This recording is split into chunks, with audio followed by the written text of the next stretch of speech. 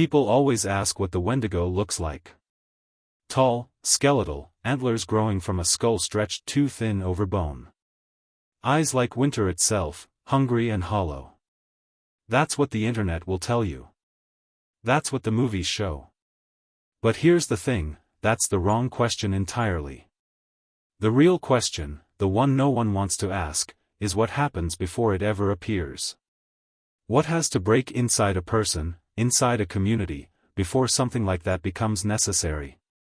Because the Wendigo didn't crawl out of the darkness to terrorize people. It was created by them. Not as a monster, but as a mirror. I've spent years researching this. Reading accounts, talking to elders who still remember the old stories, the ones their grandparents told in languages that are slowly disappearing. And what I found wasn't a creature at all. It was something far more unsettling. It was us. See, we love our monsters simple. We want them evil, hungry, other. We want them to be something we could never become. The vampire craves blood because it's cursed. The zombie eats flesh because it's dead. Simple. Clean. Not us. But the Wendigo? The Wendigo is what happens when survival becomes the only law that matters. When hunger stops being a feeling and becomes a philosophy. Starvation doesn't make you evil. It makes you practical. And that's what terrifies us. So let me tell you a story. Not about a monster in the woods. Not about some ancient demon that hunts in the snow.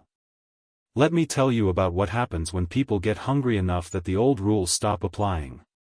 When the line between human and something else gets so thin you can step over it without even noticing. Because the Wendigo was never the monster. Starvation was. And once you understand that, you'll realize it never left. Before there was a name for it, before the legend crystallized into the thing we recognize today, there were just people. Algonquian communities scattered across the northern forests, stretching from the Atlantic to the Great Plains.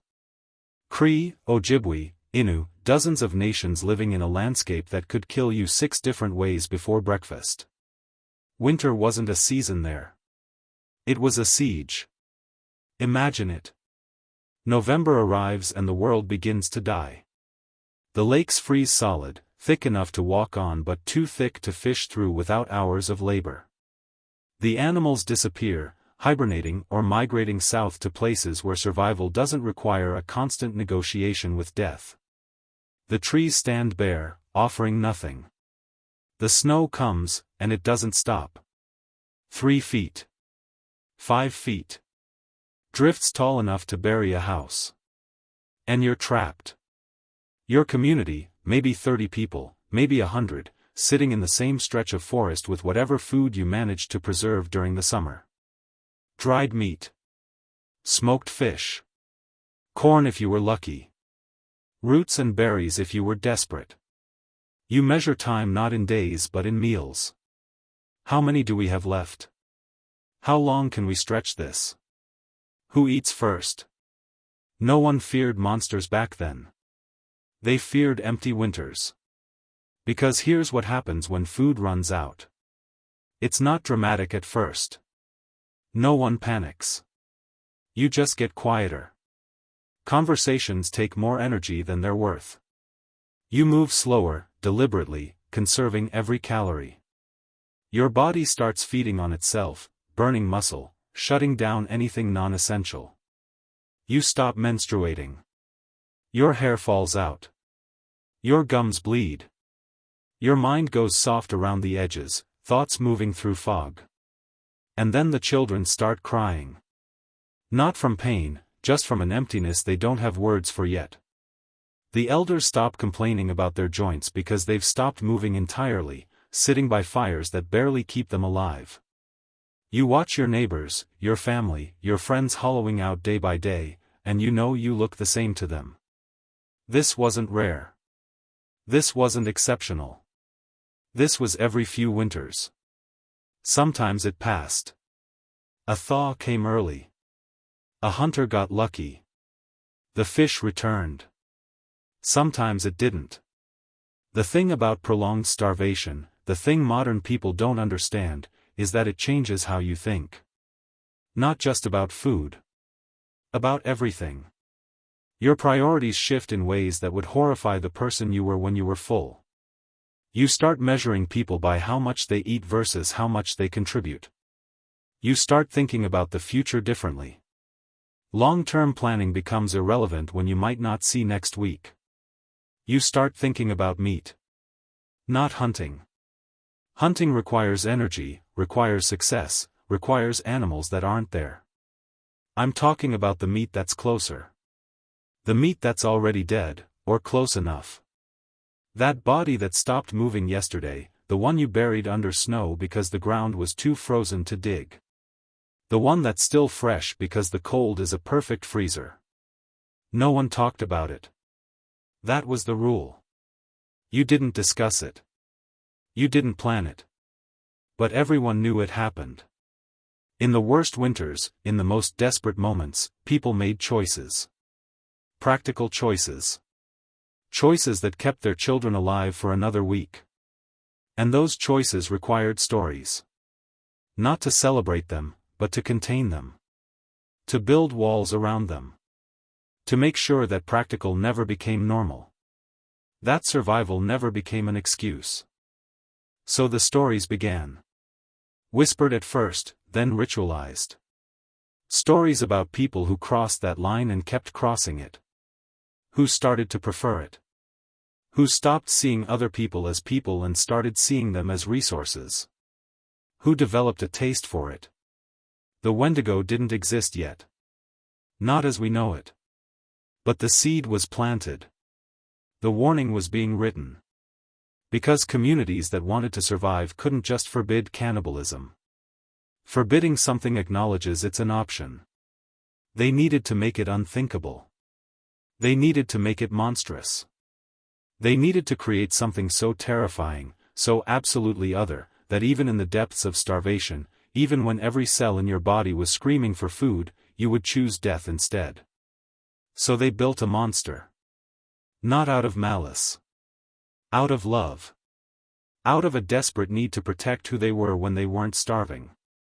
To preserve their humanity by externalizing its loss. Before the Wendigo had a name, it was just a question. What happens to us when hunger wins?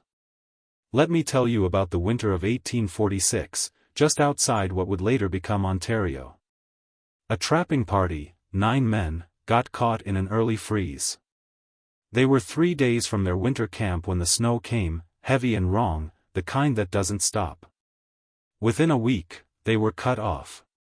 Within 2 weeks, they were out of food. They tried everything first. That's important to understand. They weren't monsters waiting for an excuse.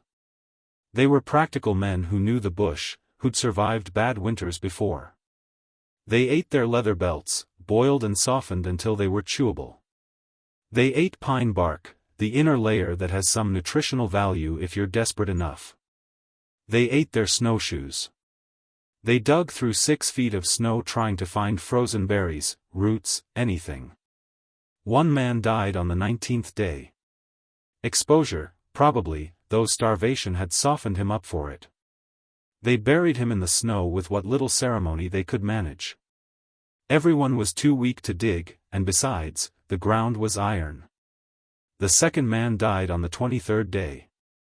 This time, they didn't bury him right away. They told themselves they would. In the morning. When they had energy. When someone felt strong enough. Morning came. No one moved him. The historical record doesn't say who suggested it first. Maybe no one did. Maybe they all just stopped pretending not to think about it. One account, written 50 years later by a survivor, says it simply: we were no longer men. We were hunger with memories of being men. They survived.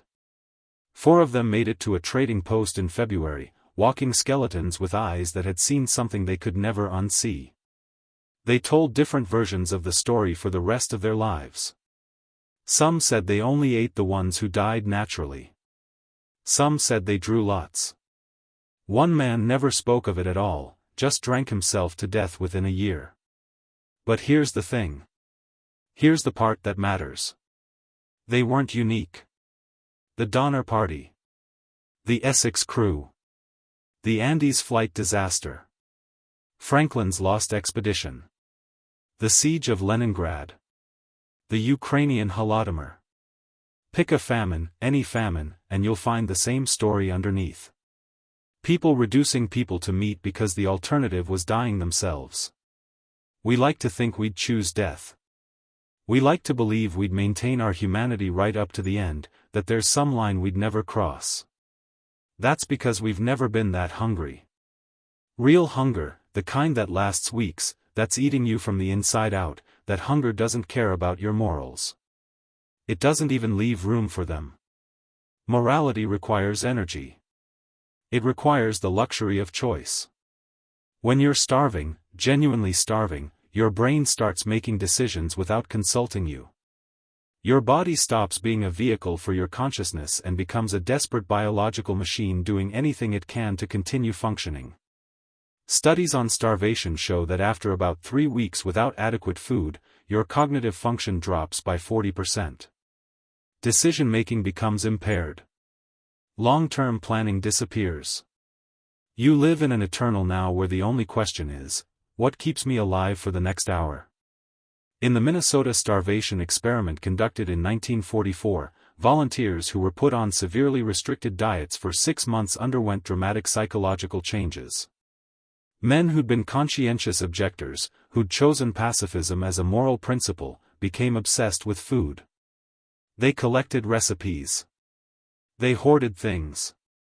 They became aggressive, paranoid, and in some cases, completely unrecognizable to themselves. And those men were getting 1,500 calories a day. That's semi-starvation. Real starvation, zero-calorie starvation, is something else entirely. The tribes of the northern forests understood this better than we do. They'd lived through it. They'd watched communities tear themselves apart. They'd seen what happened when hunger became philosophy, when someone decided that eating the dead was acceptable, then that killing the dying was acceptable, then that killing the weak was acceptable, and then finally, that killing anyone was acceptable if you were hungry enough. They'd seen people transform. Not physically, not into monsters, but psychologically. They'd seen the moment when someone stopped thinking of others as people and started thinking of them as food sources. When someone's eyes changed, when they started looking at children the way you look at livestock. When they started planning. Because that's the real horror. Not the desperate act of consuming someone who's already dead. That's just survival, grim and unforgivable but understandable. The horror is when it doesn't stop there. When someone develops a preference. When they start seeking it out.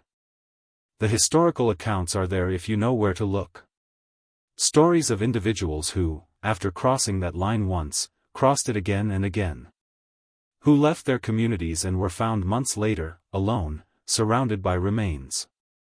Who'd stopped hunting animals entirely because why bother when humans were slower, easier to catch, and available year-round?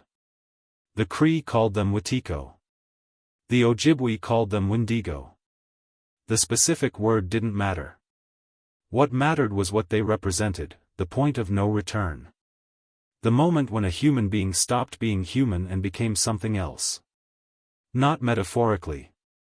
Actually. And here's what they understood that we've forgotten, that transformation could happen to anyone. It wasn't about being evil. It wasn't about being weak.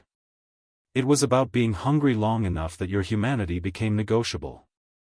So they told stories. Graphic, horrifying stories about people who crossed that line and became monsters. Stories where the punishment was absolute, where there was no redemption, no going back. They made it clear, if you do this, you're not one of us anymore. You're not human anymore. You're Wendigo.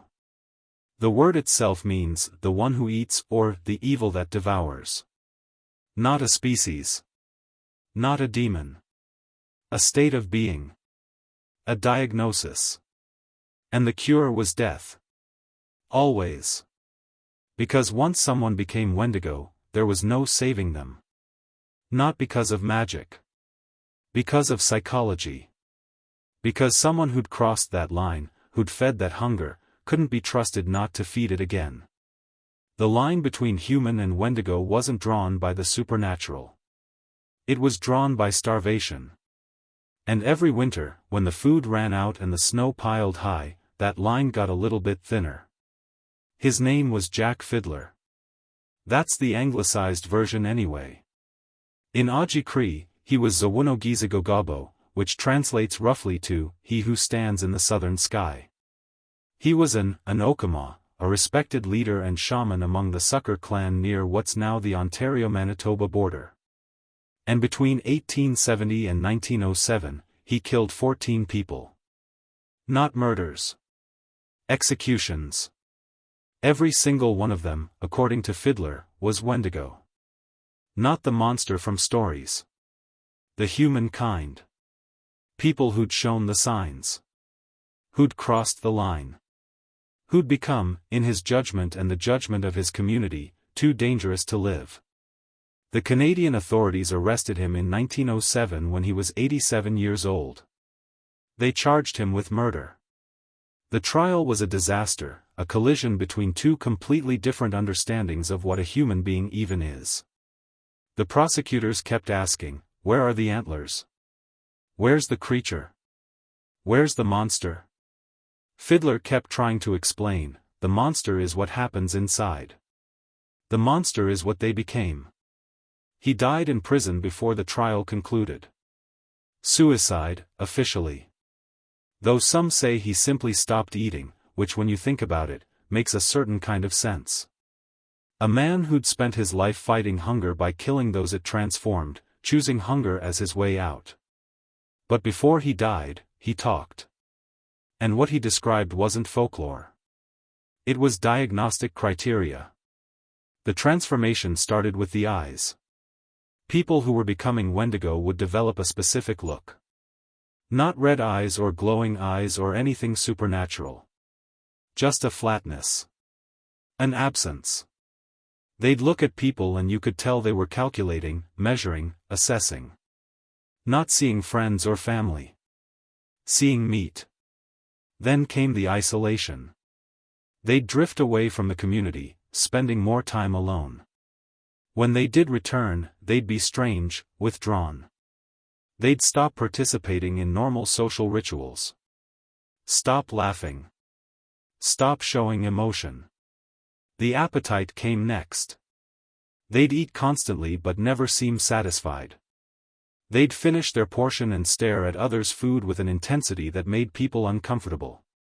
Some would start hoarding food, hiding it, eating in secret. Others would stop eating entirely in front of people, as if they were feeding somewhere else, somehow else. Then the paranoia. They'd accuse others of stealing from them, plotting against them. They'd see threats everywhere. They'd become aggressive, violent over small things.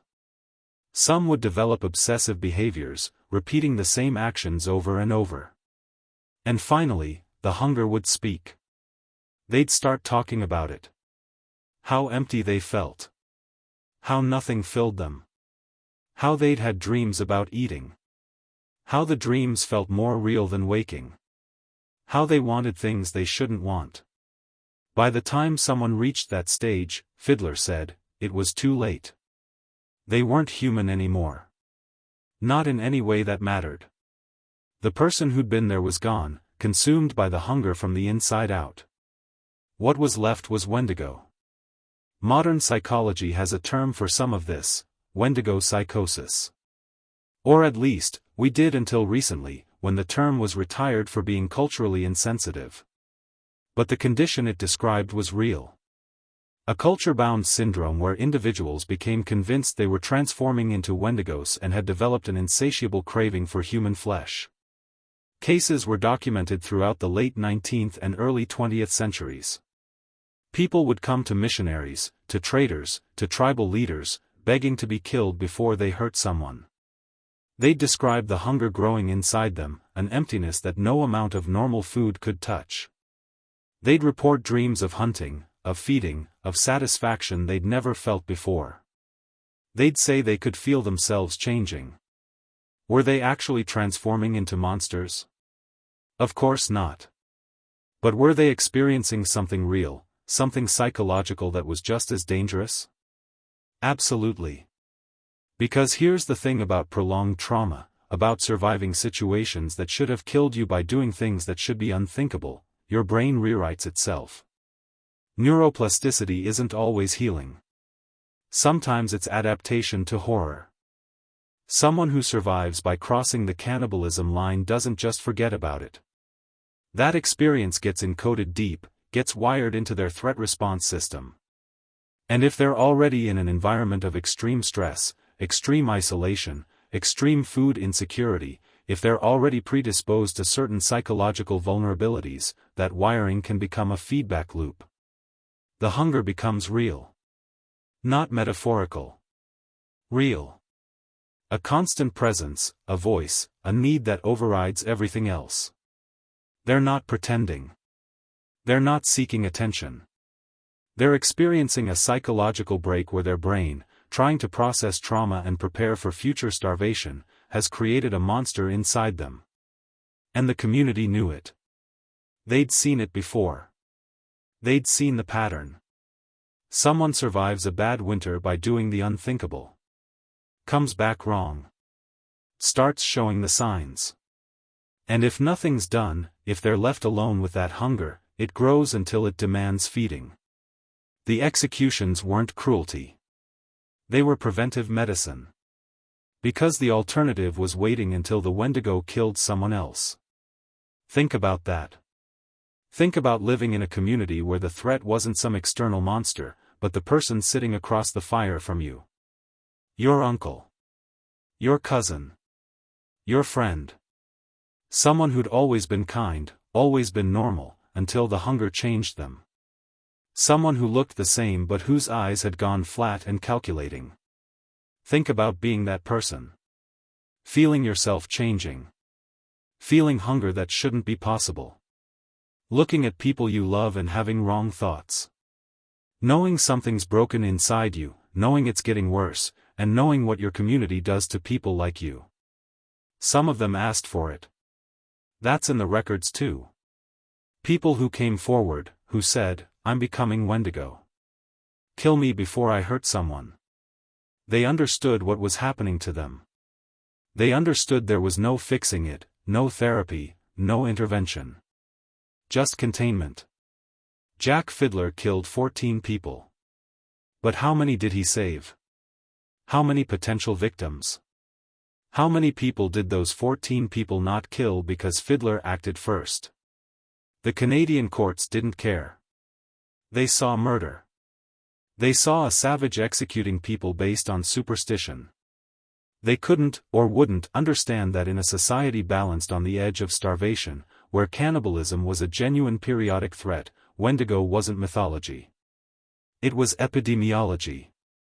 The first Wendigos were human. Not humans who became monsters. Humans who became mentally ill in ways that made them dangerous. Humans whose psychology broke under the pressure of survival. Humans whose communities, lacking any other tool, used execution as quarantine.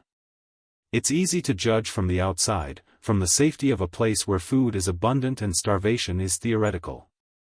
But they lived it. They understood in their bones what we only understand intellectually, that humans are always 3 missed meals away from barbarism. That civilization is a luxury. That under the right conditions, any of us could become Wendigo. The transformation didn't require magic. It just required hunger, isolation, trauma, and time. The monster wasn't supernatural. It was inevitable. Every culture that's ever faced famine has stories like this. They just use different names. In Polynesia, they have the Kyup, humans who've eaten human flesh and transformed into something else, marked forever. In parts of Africa, there are stories of people who become hyenas at night, creatures that dig up graves and feed on the dead. In Eastern Europe, certain types of vampires weren't supernatural beings but people who'd engaged in cannibalism and become cursed, driven by an unnatural hunger. The details change. The metaphor is the same. Cross this line, and you become other. Cross this line, and you're no longer protected by the rules that protect humans. Cross this line, and we will kill you. These aren't entertainment. These are legal codes written in the language of fear. Because here's what we've forgotten about folklore: it's not random. It's not just creativity. Folklore is cultural technology. It's how societies without written law, without police forces, without prisons, encoded and transmitted survival information. You don't tell children, "Be careful in the woods," and expect that to stick. You tell them about the creatures in the woods, about what happens to children who wander too far, about the specific ways those creatures hunt and kill. You make it visceral. You make it memorable. You make it terrifying. And you don't tell adults, "Don't eat each other during famines," because that's obvious, because naming it makes it thinkable. Instead, you tell them about people who did, about what they became, about the transformation that awaits anyone who crosses that line. You make it worse than death. You make it unthinkable. The Wendigo served this function perfectly. It wasn't just a monster. It was a comprehensive system of social control built around the most dangerous temptation a starving person faces. First, it explained the crime. People who engaged in survival cannibalism weren't evil, they were infected. They were victims of the Wendigo spirit, something that could possess anyone. This is important because it maintained social cohesion. You could execute someone without declaring them fundamentally bad, without condemning their family, without creating blood feuds. Second, it justified the punishment. You weren't killing a person, you were killing a Wendigo. And Wendigos had to be killed. No trial, no appeal, no second chances. The transformation was irreversible. The hunger would only grow. Third, it created a deterrent. The stories were graphic, detailed, horrifying. They described the transformation, the suffering, the inevitable death. They made clear that survival cannibalism wasn't just morally wrong, it was existentially dangerous. It would change you in ways you couldn't control. It would mark you forever. And fourth, it provided a framework for identifying threats. The signs of Wendigo transformation weren't arbitrary.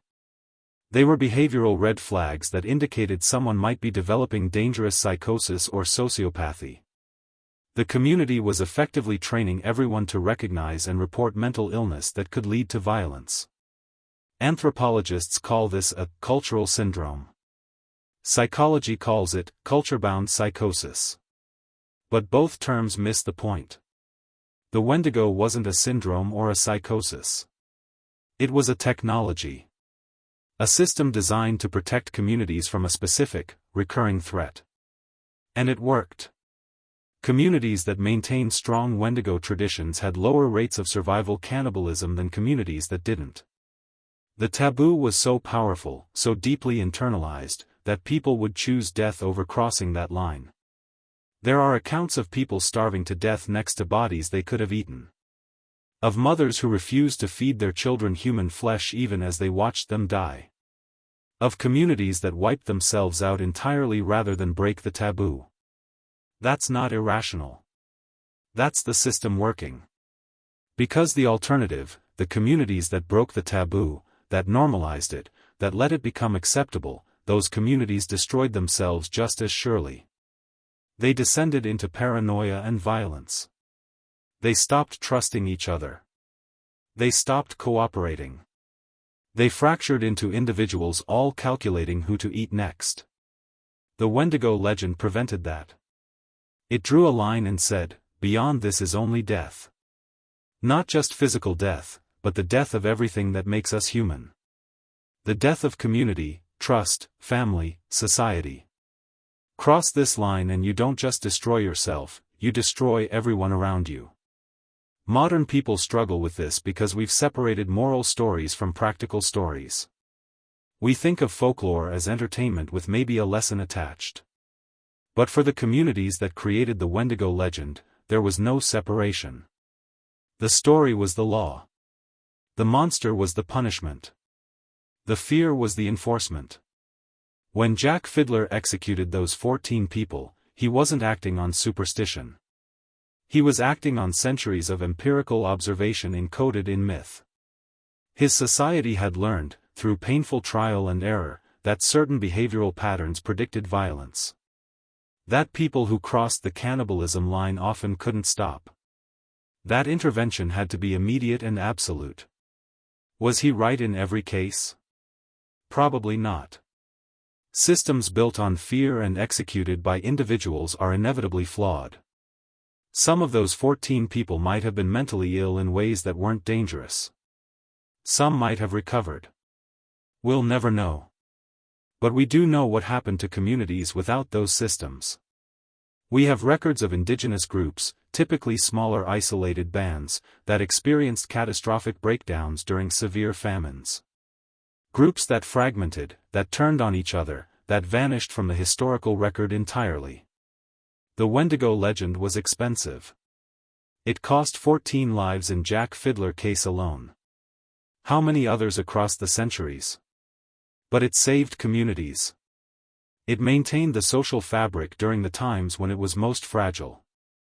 And here's the truly brilliant part, it was self-reinforcing. The more powerful the legend, the fewer actual cases of Wendigo transformation there were. The fewer cases there were, the more mythological the Wendigo became. And the more mythological it became, the more powerful the taboo. By the time Europeans arrived, the Wendigo had been doing its job so effectively for so long that it had become, in their eyes, just another monster story. They couldn't see the engineering. They just saw superstition. But the communities that created it knew better. They knew the monster was real. Not as a creature in the woods, but as a capacity inside every human being. A capacity that could be activated by hunger, isolation, and desperation. A capacity that, once activated, was almost impossible to deactivate. The monster was a warning. Not about something out there in the darkness. About something in here, in us. About the line we all carry inside ourselves, the line between human and Wendigo. The line that starvation can erase. The Franklin expedition left England in 1845 with 134 men and 2 ships, the HMS Erebus and HMS Terror. They were hunting the Northwest Passage, the sea route through the Arctic that would change global trade forever. They had the best technology of their time. Steam engines. Iron hulls. 3 years of preserved food, or so they thought. They vanished. Search parties found traces. Camps. Cairns. A few bodies. And notes. The last one, dated April 1848, was brief and horrifying. 24 officers and crew were dead, including Franklin. The survivors were abandoning ship and attempting to walk out. None of them made it. Inuit communities in the area reported something strange. White men, walking south, dragging boats full of useless items. Silver forks. Books. China plates. They were starving, clearly starving, but they wouldn't accept help. Wouldn't eat the seal meat offered. Kept walking, kept dying. And then the reports got worse. Bodies found with marks on them. Bones split for marrow. Skulls opened. The Inuit said it plainly, the white men had been eating each other. For decades, British authorities denied it. Dismissed it as native superstition. Racist propaganda. Their men, Royal Navy men, would never. They'd die first. But analysis of the bones, done in the 1980s and 90s, confirmed it. Cut marks. Boiling damage. Marrow extraction. The Franklin crew, or at least some of them, had engaged in survival cannibalism. And according to Inuit oral histories passed down through generations, some of them went further. Some of them became dangerous, violent. They attacked each other. Some Inuit hunters reported men who seemed possessed, who'd stopped acting human, who had to be avoided or, in one case, killed in self-defense. The Inuit didn't have a word that translates exactly to Wendigo. Their concept was slightly different. But they recognized the pattern. Men who'd crossed the line and couldn't come back. Men who'd become something else. The Franklin expedition is just the most famous example.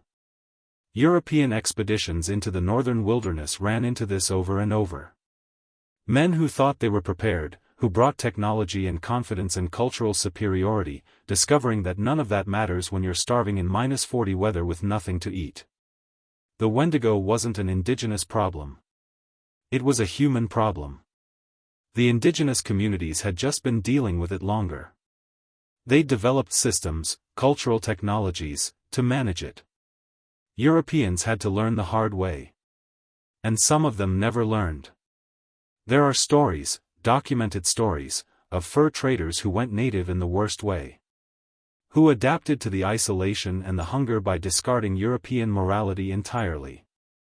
Who became, in the eyes of the indigenous communities around them, Wendigo. One account from 1810 describes a French trapper named Beaumont who'd been operating alone in what's now northern Saskatchewan for years. When a trading party found his cabin, he was living among human remains. Beaumont claimed they were all people who died naturally, who he'd found frozen and brought back for company. But the bones told a different story. And when the trading party tried to take him back to civilization, he attacked them with an intensity they described as inhuman.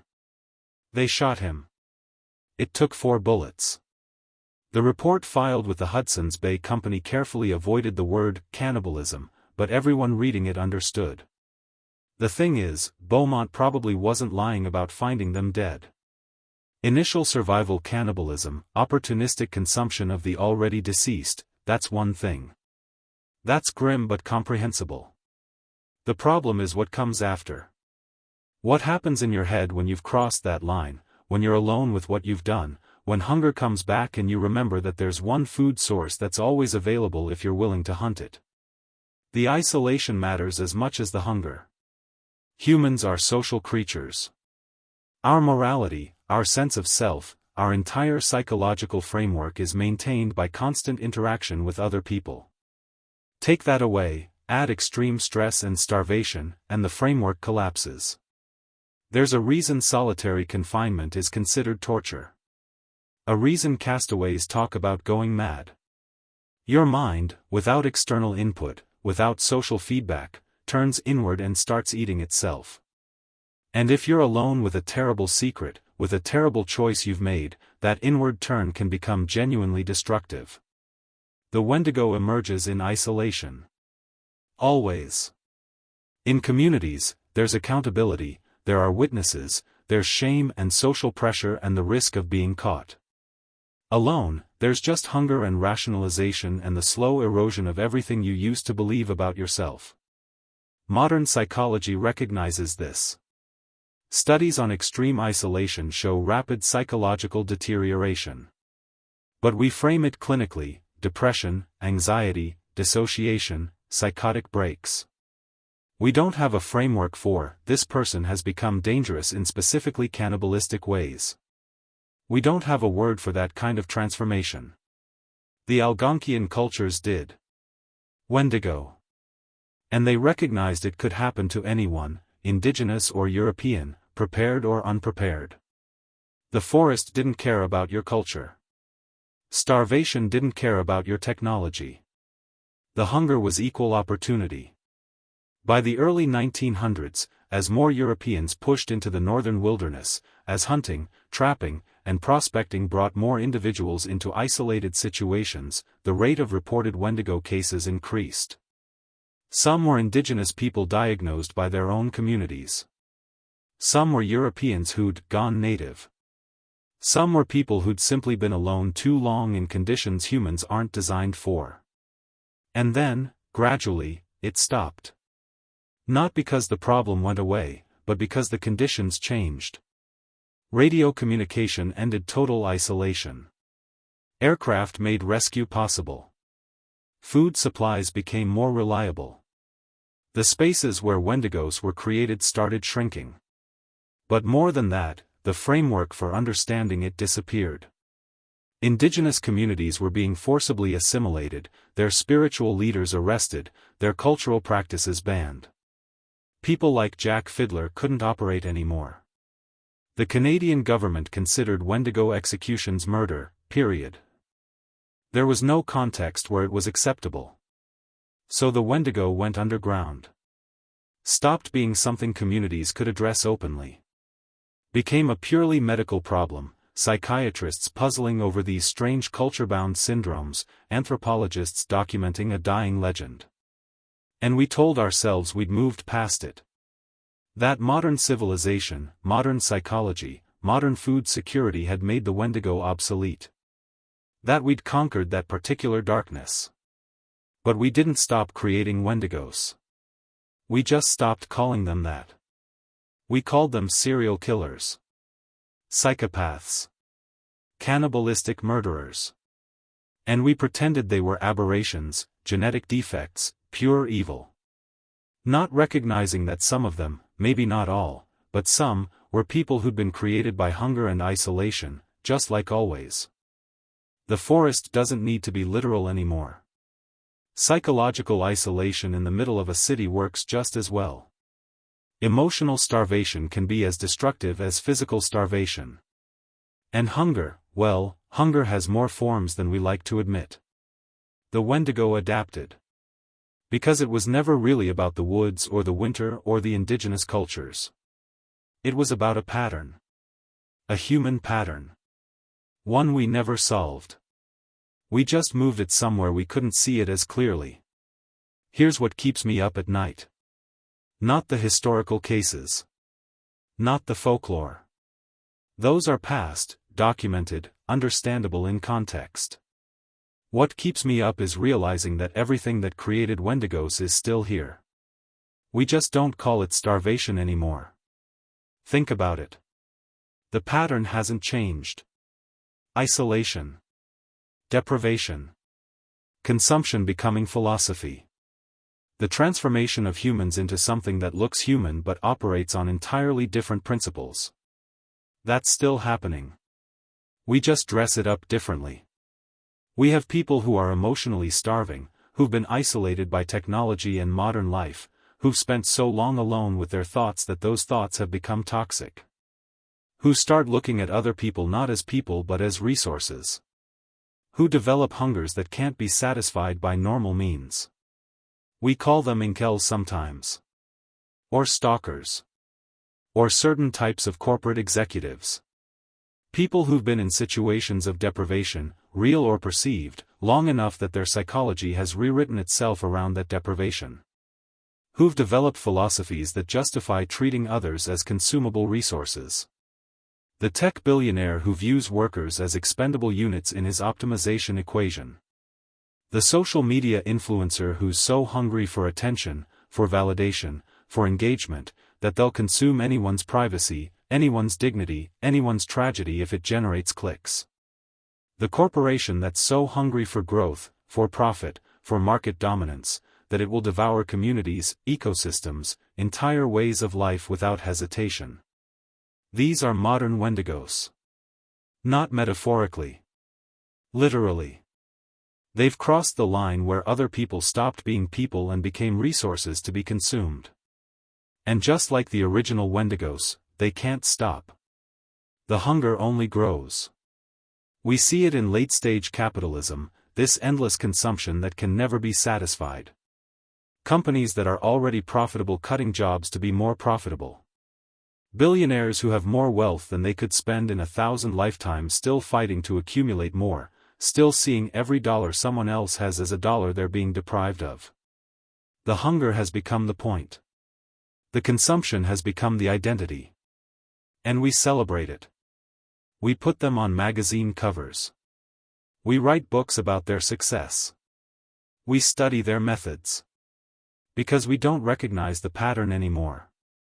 We don't have the cultural technology to identify and respond to this kind of transformation. The Algonquian communities would have recognized it immediately. That flat look in the eyes. That constant calculation. That inability to ever be satisfied. That growing isolation as they surround themselves only with people who enable the hunger. Those are the signs. Those have always been the signs. But we can't execute them. We can't even really judge them. Because we've built a society that runs on that hunger. That requires it. That measures success by how much you can consume, how much you can accumulate, how efficiently you can convert everything around you into resources for your own use. We've normalized Wendigo behavior. Made it aspirational. Teach it in business schools. And it's not just the wealthy. That's too easy, too convenient. The hunger is everywhere. We're all starving for something. Attention. Meaning. Connection. Purpose. And modern life is designed to make sure we never feel full. Every platform, every app, every service is optimized to create and exploit that hunger. Social media is particularly insidious. It's engineered starvation. You post something, you get validation, you feel briefly satisfied, and then the emptiness returns, stronger than before. So you post again. And again. And you start measuring your worth by engagement, by likes, by followers. You start performing your life instead of living it. You start consuming others' performances to feel something, anything. And some people, the ones who are already vulnerable, who are already isolated, who are already struggling, they fall all the way through.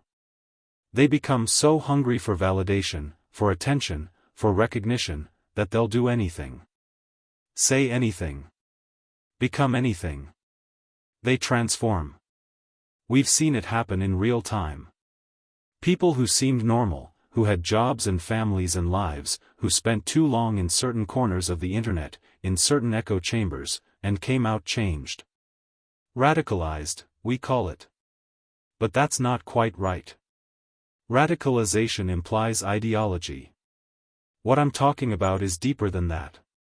It's psychological transformation driven by a hunger that's been fed the wrong things. The mass shooters who live stream their attacks, who are so desperate for infamy, for attention, for their suffering to be witnessed, that they'll murder strangers. That's Wendigo behavior.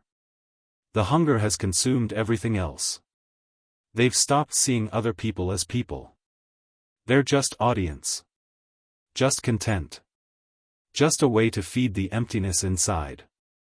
The online trolls who've spent so long in isolation, so long being cruel, that cruelty has become their only form of interaction. Who can only feel alive when they're causing pain, when they're consuming someone else's dignity and peace of mind. They've transformed. The hunger won. Or take loneliness, actual epidemic-level loneliness that we're seeing in modern society. Studies show it's as deadly as smoking. It creates the same isolation, the same psychological stress, the same conditions that created Wendigos in the northern forests. And we're seeing similar results. People so desperate for connection that they'll accept toxic relationships, abusive relationships, exploitative relationships. Or people who give up on connection entirely and turn inward, developing parasocial relationships with celebrities or streamers or fictional characters, consuming one-way interactions as a substitute for real human contact. The hunger never stops. It just shifts. Takes new forms. And here's the really terrifying part, we're doing it to ourselves.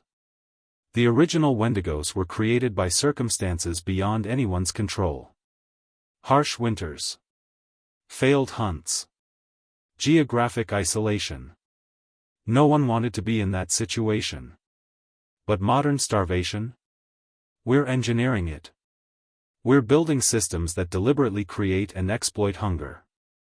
That makes sure we're always wanting, always lacking, always consuming but never satisfied. Because satisfied people don't make good consumers. Content people don't maximize engagement. People who feel full don't generate profit. So we're kept hungry. Emotionally. Psychologically. Spiritually. And we're told this is normal. This is just how life is. Everyone feels empty. Everyone's anxious. Everyone's exhausted and disconnected and desperately trying to fill the void with purchases, with content, with anything that promises to make the hunger stop. But it doesn't stop. It never stops. Because the system isn't designed to feed us. It's designed to farm us. The Algonquian communities understood that unchecked hunger destroys everything. That you have to maintain boundaries, maintain taboos, maintain lines that cannot be crossed no matter how hungry you are. Not because of morality in the abstract, but because of survival. Because communities where people start consuming each other, literally or metaphorically, don't survive. We've forgotten that. Or maybe we never learned it in the first place. We've built a civilization on consumption without limits, on hunger without satisfaction, on growth that can never stop. And we're surprised when it creates monsters. But they're not monsters. They never were. They're just hungry. Starving, really. Starving in ways that food can't fix. Starving in the middle of abundance because abundance is the wrong thing. Because you can't eat money. You can't digest attention. You can't metabolize likes and followers and engagement metrics. The hunger is real. The starvation is real. But what we're starving for, what we actually need, isn't available for purchase. Isn't optimized for delivery. Isn't measurable by any metric we've decided matters. We need connection. Real connection. We need community. We need purpose beyond consumption. We need to matter to other people in tangible, reciprocal ways. We need to be seen, known, valued for who we are rather than what we produce or consume. And we're not getting it. So the hunger grows. And people transform. And we act shocked every time, every mass shooting, every scandal, every revelation of cruelty and exploitation. We act like these are aberrations instead of recognizing the pattern. The Wendigo is still here. It never left. It just adapted. It learned to survive in cities instead of forests. It learned to feed on digital interactions instead of flesh. It learned to wear a suit and tie, to speak in corporate jargon, to justify itself with economics and efficiency and growth metrics. And the scariest part, the part that makes this so much worse than the original legend, is that we don't have a response anymore. We don't have cultural technology to identify and address this kind of transformation. We can't execute the Wendigos because they run our institutions. We can't exile them because isolation is where they thrive. We can't even really name them because we've lost the framework. Jack Fiddler killed 14 people to save his community. We can't even admit there's a problem. So the hunger spreads. And it will keep spreading. Because we've created the perfect conditions for it. Isolation. Deprivation. Systems that reward consumption. Ideologies that justify treating people as resources. And we've removed all the old safeguards, all the taboos, all the cultural immune responses that used to contain it. The Wendigo was never the monster. Starvation was. And it's still hungry. It's always hungry. It's just learned to disguise itself as success, as ambition, as optimization, as growth. It's learned to make us complicit in our own consumption. It's learned to make us hungry for our own exploitation. And the forest? The forest isn't a place anymore. The forest is anywhere we're alone with our thoughts for too long. Anywhere we're isolated despite being surrounded by people. Anywhere we're starving despite being surrounded by abundance. The forest is the comment section at 3 a.m. The forest is the algorithm showing you one more video, one more post, one more thing to consume. The forest is the job that demands everything and gives nothing back. The forest is the relationship where you're always hungry and never fed. The forest is everywhere now. And in that forest, in all those forests, people are transforming. Every day. Crossing lines. Developing hungers. Becoming something other than human in all the ways that matter. Not growing antlers. Not developing a taste for literal flesh. But losing the ability to see others as fully real. Losing empathy. Losing connection. Losing everything that makes us more than just isolated hunger in a human shape. We're creating Wendigos faster than we ever did in the old days. Industrial-scale Wendigo production. And we don't even notice. We just watch the news, shake our heads, and wonder how people become like that. Wonder what's wrong with them. Wonder why there's so much cruelty, so much exploitation, so much casual destruction. The answer has been here all along. Since before the word Wendigo existed. Since the first time a human got hungry enough that morality became negotiable. Since the first time someone looked at another person and saw food instead of family. The Wendigo was never the monster. Starvation was. And it's still hungry. The scariest part is knowing that it doesn't need the forest anymore. It doesn't need the winter. It doesn't even need us to be physically starving. It just needs us to be empty enough, isolated enough, desperate enough that the line between human and something else gets thin. And every single one of us carries that line inside us. Every single one of us is 3 missed meals, or 3 years of loneliness, or 3 decades of exploitation away from crossing it. From becoming the thing we promised we'd never become. The hunger is patient. It can wait. It knows we'll all get desperate eventually. That's what modern life does. It makes us desperate in 10,000 small ways until we can't remember what it felt like not to be starving. And when we finally cross the line, when we finally become Wendigo, we won't even notice. We'll just call it surviving. Call it being realistic. Call it protecting ourselves. Call it doing what we have to do. Just like they always did. The legend was a warning. We didn't listen. And now we're all living in the forest, all winter, all the time. And the hunger never stops. It never stops.